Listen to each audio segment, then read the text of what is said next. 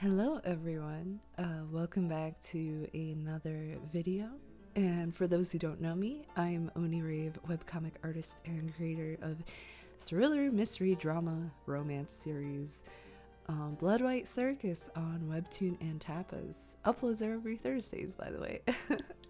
Sorry if I sound a little sick. Honestly, I'm feeling under the weather, so sorry for my voice.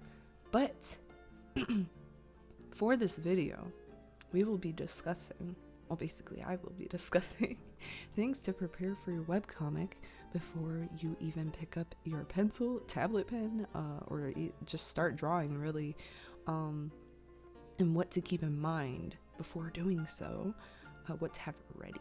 Yes. I have to say that like 3 different ways. This always happens. But let's get started. Wow, shortest intro ever.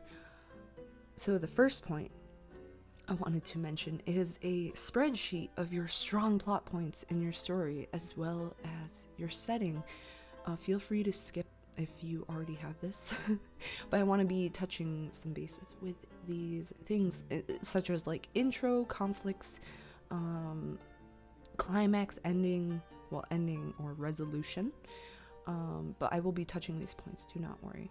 I know it's not the exact English class definition, like, who wants to hear that? But in this case, for storytelling, but it gets the job done and the points across, literally.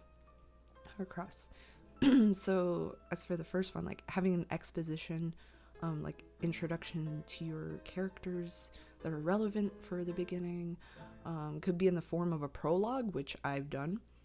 That's for another video of prologues and whatnot, or even stretched out along a few chapters in the beginning, the important backstories and histories of your world. Plan how you'd like to start your story. That is very important. And it is honestly one of the hardest things, in my opinion, so far. Maybe a flashback, a flash forward, or present day. There are just so many ways to start a story, so having a really strong grasp at what option best suits your story is really important and helps you move along in your story making. And then the next one, climax. Being really solid with this one is pretty important since this is supposed to be the most like, what the heck moment, or the highest point in your story, so to speak. So it should be somewhat strong. You should have a pretty good idea of what it's gonna be. But things can change as always. There's always exceptions. We are talking about things you should keep in mind before you're starting. So, just to keep organized. And, well, as for the ending, endings can be pretty vague for now, I feel like, as long as you know what the character motives are and if they were met with their goal. But it can be kind of loose, and we'll touch why it can be loose and whatnot in a moment here. This is probably around the time you should gauge whether you'd want to keep the resolution or ending vague enough for, let's say, a possible season 2 for your series, or another, just any another thing to go along with your main story. Basically a season 2, sorry about that. Because when it gets forced and you tie all the loose ends in your resolution for the first bit, it can make your writing or feel a bit stiff later because you're kind of forcing conflicts that haven't arisen in the first one, which there's no problem with that. Like I said, there's exceptions with everything, but you might want to gauge if you want to continue the series for a season 2 or whatnot in the beginning. So maybe you don't have to tie all the loose ends, and you'll have stuff to work off of that will flow nicely into your second season. When there's no other conflicts or content to go off of because everything has been resolved, everything possible has been resolved, it's pretty hard to write a second story to go along with the first one. So just keep that in mind. You can always still change things throughout, but try to stick with the plot points to save yourself time and effort and avoiding huge plot holes that can make you want to change up the story or straight up redo it, because man, that's a lot of time. You can change the in-between filler events if you really need to, but the plot should be pretty the same throughout, just to avoid confusion and plot holes. Yeah. But yeah, don't let me tell you everything. It's your story. You can write it how you want. These are just things I probably would have wanted to tell myself before as well. Tell it how you want to. Yeah. So this would probably be tricky to not have, though, if you have, let's say, an artist for hire or someone else who's going to be drawing the comic for you, but you wrote it out. You may want to have that all ready and fleshed out for them, because a lot of the time they want to know literally everything so they can plan for things accordingly, like scenes and whatnot. So yeah, I know people that write their comics from reverse, actually, like write the endings or like draw them out, like thumbnail everything. So you might want to discuss with them how they would like that. But if you're a sole creator, you can be as flexible as you want with this. And yeah, that is my opinion on that. Sorry, that one is very long, as I warned before. So the second point to have ready is character motivations and goals. For each of your main characters. I mean, a lot of side characters can have smaller goals as well. Keeping the characters' long-term motivations and goals as solid as you can will help just not get you confused as to where you're going with your story, because sometimes it can get confusing when you have all these side episodes and whatnot. You can add personalities to your characters to make them likable, but the moment you give them purpose, or like a goal that interferes with your main characters or more main characters, there's like a hierarchy of like characters in your story. They can definitely shift the entire plot or get in the way of other characters' motivations and make it kind of muddy. It takes a lot of planning, so not saying it's impossible, but in turn, it could change up your story. Sorry, my neighbor's showering. Sorry if you could hear that. Apologies. But yeah, it can really change up your story, and it can quickly turn messy and divert you into different areas of the story. But short-term goals can change and be more flexible. But always remember where they need to end up, every character. Just always remember what their motivations are, and let us know in the end if they did meet their goals or not. You don't have to actually like say it, but we'll know. Crap. So the third little point here is reference sheets, height charts, turnarounds, if you need it, because hint, hint, it helps a lot. You don't necessarily need these things, but man, they do help save you lots and lots of time. Especially the reference sheets for like outfits and their colors and whatnot. You shouldn't stress too much about it though, especially like turnarounds. Like honestly, I didn't have a height chart or turnarounds when I first started. I only really had like reference sheets for colors and whatnot. But yeah, don't stress about it too much. You can always redo the chapters later, like in terms of adding things. It might be a pain, but it's not gonna be end all, all that. If you really want to change their designs, you can always go back. No need to feel stressed to the point of not wanting to do your comic just because you didn't get the reference sheets done. Over time, when you draw your characters enough, obviously it's like practice, it will come naturally, and you'll know when something is off with them.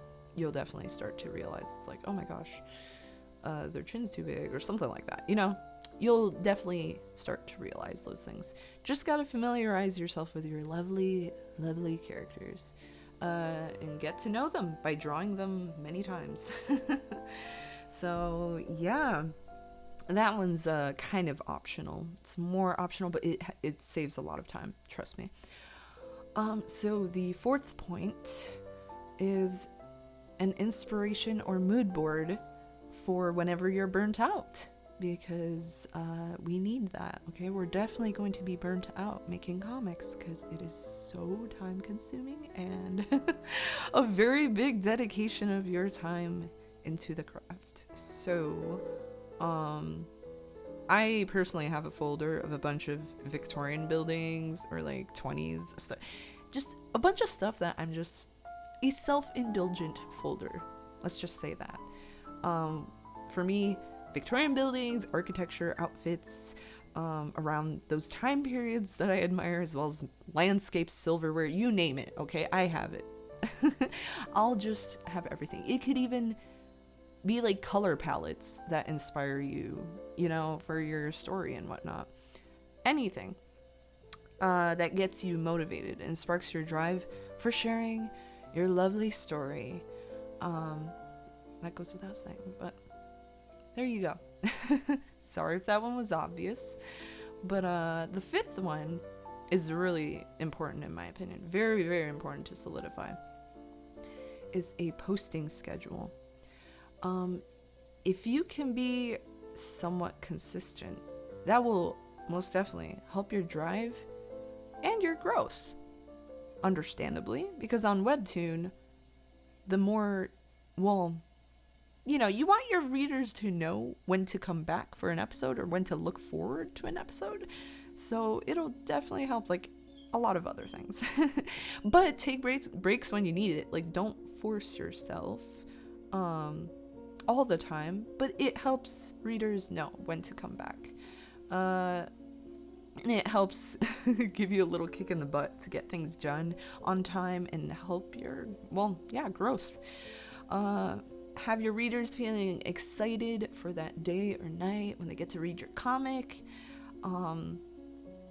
It can feel a little stressful, of course, but if you want to get into that habit, especially if you're not doing it just as a hobby, schedules definitely help, as it does with just about anything, like streaming or just any growth anywhere, right? You want to be consistent.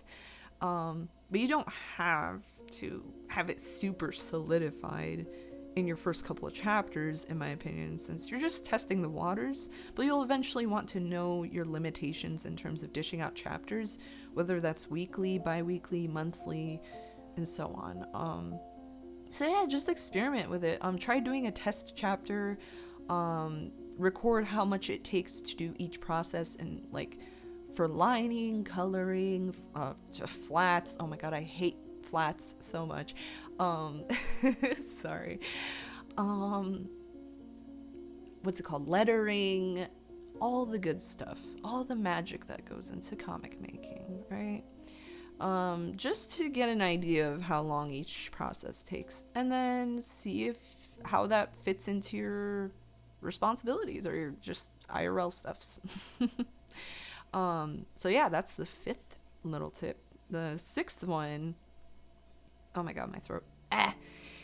The sixth one is having a trusted person you can go to for critiques for your comic.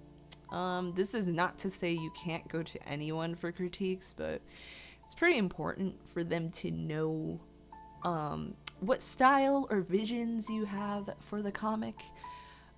Since art is subjective, critiques will inevitably generally be subjective as well.